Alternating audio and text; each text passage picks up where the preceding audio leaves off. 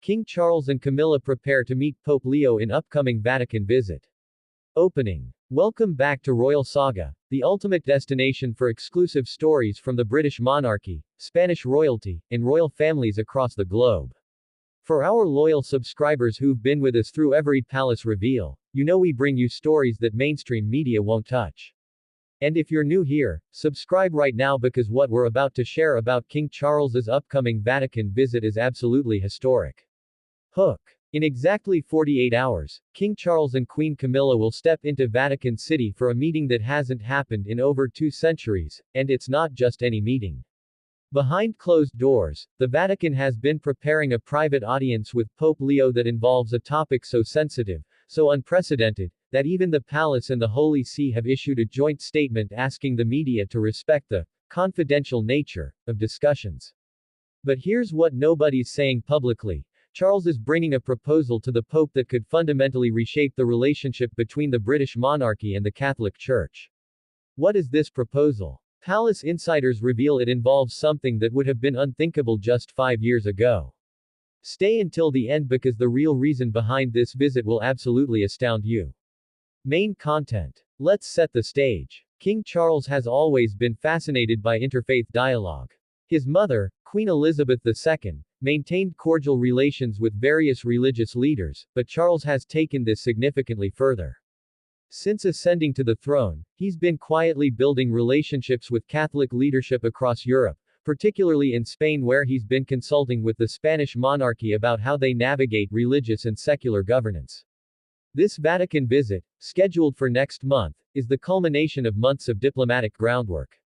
The official itinerary is straightforward. Charles and Camilla will tour Vatican museums, attend a private mass, and have a formal audience with Pope Leo. Standard royal protocol, right? Wrong. According to sources within the Vatican itself, this visit is anything but standard. What makes this remarkable is the timing and the personnel involved. Charles has personally selected which advisors will accompany him, and notably, he's included several individuals with deep expertise in religious history, environmental policy, and institutional reform. One particular advisor, Drive. James Whitmore, a historian specializing in monarchy-church relationships, has been in constant contact with Vatican officials for the past 3 months. Why? Because Charles is reportedly proposing a formal collaboration between the Crown and the Holy See on what's being called the Modern Faith Initiative.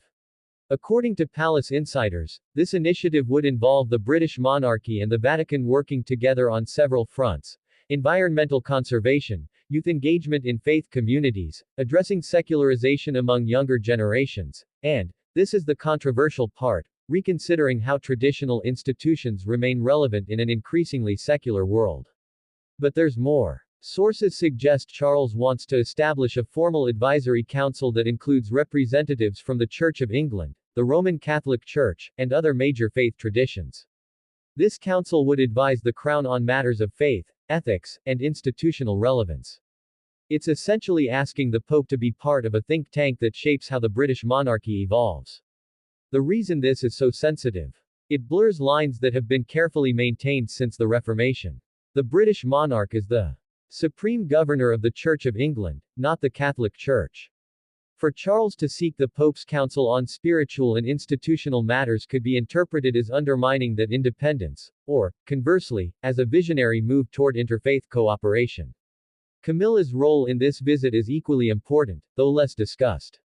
She's been meeting privately with representatives from various Catholic organizations, particularly those focused on domestic violence prevention and women's empowerment, causes she's championed throughout her time as Queen Consort and now as Queen. The Vatican is apparently considering formalizing a partnership with Camilla's charitable initiatives, which would give her work global Catholic Church endorsement.